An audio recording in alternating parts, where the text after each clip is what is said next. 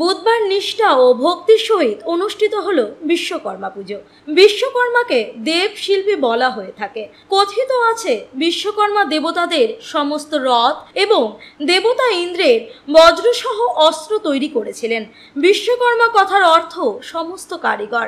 তাই এই দিনে বিভিন্ন কলকারখানা, মোটর স্ট্যান্ড সহ বিভিন্ন কারিগরি প্রতিষ্ঠানে আরাধনা করা হয় দেব শিল্পী বিশ্বকর্মার।